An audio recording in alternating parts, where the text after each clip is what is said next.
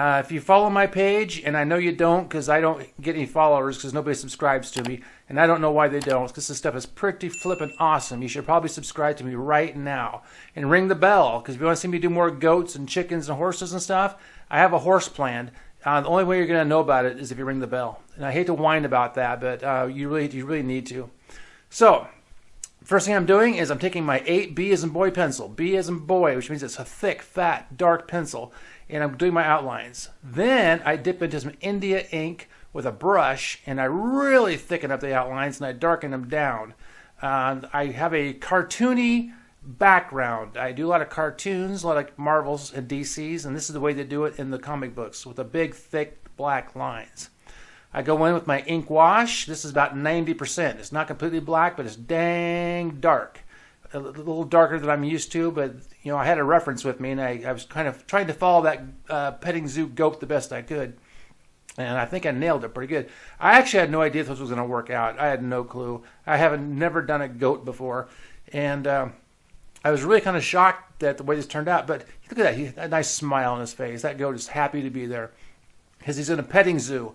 If you ever taken your kids to a petting zoo before, you know you buy that food and you feed the little goats, and it's really cute. And that's what this is. I think I found this on Google Pictures under petting zoo goat. So now I'm putting a little bit of background, about 40% gray. I do that because it makes the highlights pop. Pop, pop, pop. Then I put some highlights in the eyes. And you know that goats have square eye pupils? It's the weirdest looking thing you've ever seen. They sure do. So I'm adding a little more darks because I wanted some contrast. I want more values in my picture because I value my picture. That was kind of like a pun or something. Darken the pupils a little bit. Then I come in and I get really brave here. I'm thinking, oh, this thing's pretty much done. I'm done with it. So what do I decide to do? Just watch this. It's coming up. Not quite yet. I'm darkening up the face a little bit more. And a little more darkening. I'm getting brave. I am brave. 10 years ago. Oh, here we go. I'm putting in these hatch marks because I'm kind of emulating the hair, cross hatching. And I didn't know if this was going to work. I'm using it like 60% gray, and it did work. I just went for it. Boom, boom, boom, boom, boom. I'm just going for it. And I think it really made the picture pop, pop, pop. That's my new thing to say, pop, pop, pop. But the hair looks good. The goat looks good. On the screen right now is a falcon. I've done a lot of falcons in my day. On this YouTube channel, I have several of them. And coming up, I will show you a few of them. Those are acrylic paintings, where this is more of an ink wash watercolor. It's a different kind of a process. And I think you'd enjoy watching that if you go back and look. The name of this video is called The Artist's Curse. But before I get to that, I want to talk about something stupid. I got a comment on one of my videos just recently where a guy said, you have some skills, but your videos are boring. And I should know better than to respond to a troll, I guess. But it's hard enough just getting these there. That's one of my falcons. That's a falcon with a Mayan headdress, and that's a falcon with a bunch of spiky things on his head. But I do a lot of falcons, and that's what my acrylic work looks like. But back to this little troll. It's hard enough just getting this artwork on the page. I'm not a Larry the Cable Guy. And, I can't just crack a bunch of jokes. And I try to make it as entertaining as possible. And just a quick little factoid, Larry the Cable Guy grew up and was born about 90 miles from my house in Pawnee City, Nebraska. And I've been to his hometown. It looks like a small town in Nebraska. There's a street in that town named after him. I've seen it. I think it's called the Larry the Cable Guy Street. And there's nothing spectacular about it, but I've seen it. But on the page right now, I am doing a falcon, and it's fun. I enjoy doing birds because the feathers have a lot of texture to them.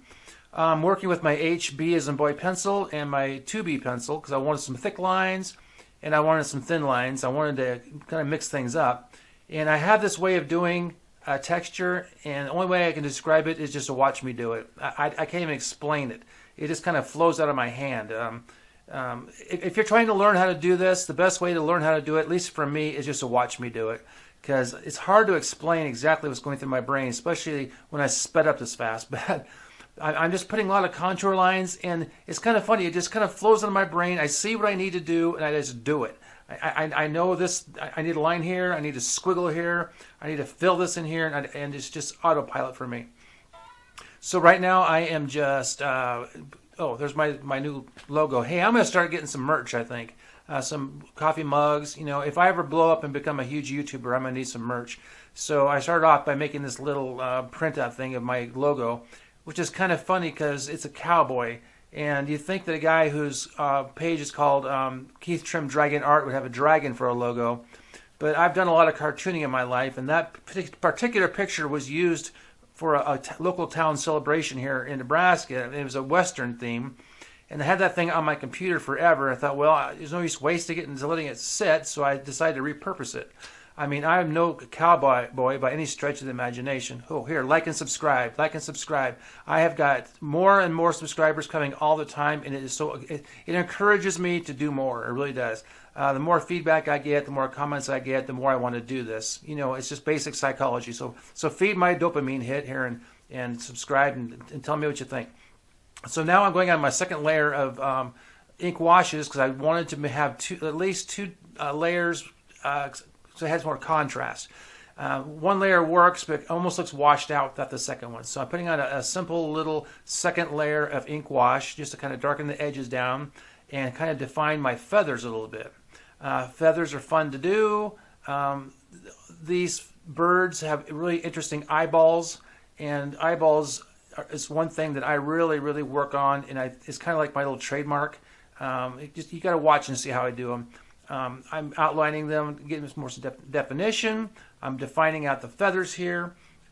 And I hope I'm being entertaining. If I'm not, I got a little story to tell you here. Oh, I'm putting in the pupil here. So I'm going to tell you a little story. This is entertaining, so it won't be so boring. Do you remember back when you were a kid, like in 4th or 5th grade?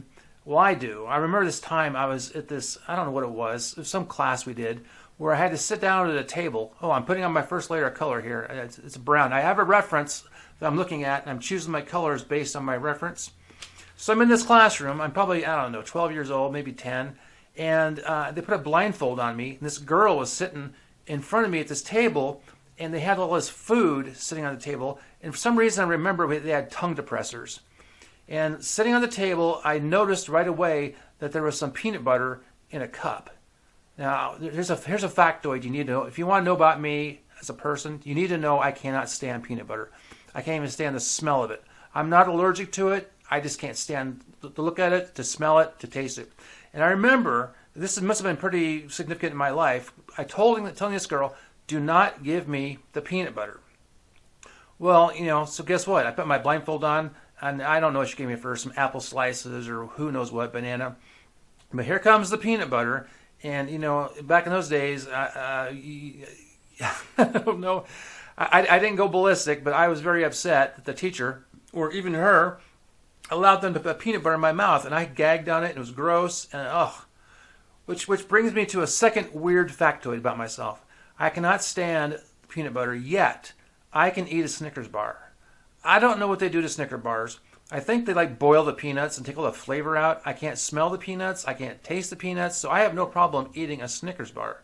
But you give me a peanut butter sandwich, peanut butter on crackers, and I will, here, eye shine. I put my eye shine on. Watch how I do the eyes here. If you want to learn anything from me right here, watch how I do my eyes. That's what makes my paintings become extremely valuable, and it always ranks them up into the $1 million range. I will sell this picture to you for $1 million. I take PayPal, and my wife has Venmo. So, and right here, I put these highlights right here. These highlights were not on the painting, the original picture. I'm using artistic license right here and adding highlights that were not there just to embellish it. And I think these highlights really like that wasn't there. It adds to the picture so much. And I'm using thick white paint. I'm not using watercolor here at all. So that's another thing you can learn. You can do what you want with your paintings because nobody cares about your paintings. Oh, back to the artist curse thing. Geez, I got a few minutes here. The whole artist curse thing is that somebody gave me the ability to do this and not the ability to make any money off of it. Like I said, I won $1 million from this. You know, I can't sell nothing I do, and it sucks. So I feel like I don't know, somebody gave me, I splashed right there. I feel like somebody gave me something, $1 million check, and won't give me the chance to cash it in. And it sucks. I mean, I practice this stuff, I work at this stuff, and I'm not going to stand at some art fair in the 101 degree heat trying to hawk this stuff. It's just ridiculous. And nobody's going to contact me and hire me to do artwork for them. That's not going to happen. That hasn't happened yet. So I'm done bitching. That's the artist's curse. The artist's curse is that for some reason, like that guy said, I have the skills. I just don't have anybody with a wallet opened up to hand me any money to do this. So my only outlet I have is YouTube. So like that dopamine hit I need from you guys, like and subscribe, make comments, and that's about the best I can do. So don't, you can take away my curse a little bit by at least being friendly, being nice, and and sticking with me. Get your friends to like this. That was my reference. I went by so fast. Subscribe, hit the bell, like it, and thank you. There is a YouTuber that I follow. He's called Studio Wildlife. I don't know what his real name is, but his main shtick is doing tigers, and he's really super good at it. So I thought, I need some fresh ideas, and I thought, what's a better idea than ripping him off, But no. So I went and I got some tiger reference, and I tried to do this little animal portrait. It's not my usual thing, Maybe if this works out, maybe I'll do some more of them, but we'll see how it goes. But right now, Cheryl's with me, and we're going to do some tiger trivia, or facts, or something. What'd you find, Cheryl? So, tigers are actually the largest wild cats in the world, and male tigers can grow up to be 680 pounds or so. They live in the wild. They live in like Southeast Asia and India. I think India has the largest population of wild tigers. And no two tigers have the same pattern of stripes, so it's kind of like a fingerprint for them. Okay. The only tigers I've ever seen have been at the Henry Doherty Zoo. Right, at the zoo. Yeah, we live in Nebraska, and the Henry Doherty Zoo was like voted the best zoo in the world like 10 times in a row. And well deserving. It's one of the best zoos. We've been to a few different zoos, like Kansas City. We've been to Albuquerque. We've been to, we went to one in Florida somewhere too, I think. We went to the petting zoo in Lincoln. Yeah, right. They have a giraffe or two. Right. But if you want to go to a real zoo, you got to go to Henry Doherty. It really is one of the top ones in the United States. So other than being the Cornhusker state, I'm more proud of the zoo. So this is my tiger, and right now I'm going into the ink wash. This is the first set of ink wash I'm going into. If you follow my page, I paint these things to death. So I start with my first layer, and I'll probably have 5 layers before I'm done. So I'm basically just putting in some shading right now. And it's so much easier to shade with a brush and some ink than it is trying to use the pencil. I do use cross-hatching with the pencil. And if you follow my page, like I said, you know how I do it. So like and subscribe so you can see more of this. And go back to my old videos. There's stuff back there that I don't even do anymore. Well, I'll start doing it again sometime. Okay. Any more facts or trivia in there? Well, so tigers in the wild ideally would need about 20 square miles. They're solitary animals. They're not like a pack or a pride animal. They prefer to, be on their own. And ideally, they would need about 20 square miles. They're an endangered species, obviously because civilization is encroaching on their space. But like regular domestic cats, they pee on stuff to mark their territory, which I'm sure that's fun. Our cat doesn't do that. No, our cat doesn't do that. We have a pretty spectacular cat. What's his name? His name is Sherbert. What kind of cat is he? We think. We don't know for sure. He has a Turkish van. He looks like a Turkish van cat, which is a breed of cat. They have long hair and white and orange coloring. He's very interesting. He was a rescue cat. We found him, my brother found him on his farm. And I've never had a cat before with a catanality. Do you call it a catanality? Like us. Like he has. He is so, I don't know, it's hard to describe. He's not unfriendly, but he knows who he likes.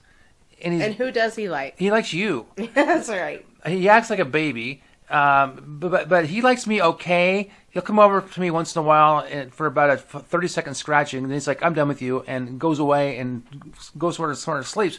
Where he'll lay on top of her for hours on end. So I'm a little jealous that I don't get the attention. But he's a very, very pretty cat.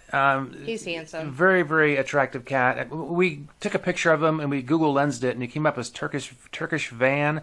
I don't know what that means exactly. I think it means he's expensive. I think it could be, I suppose. Whoever lost him sure lost a good one, because this cat could be a model, like a cat food model, or a hand model, or a eye model.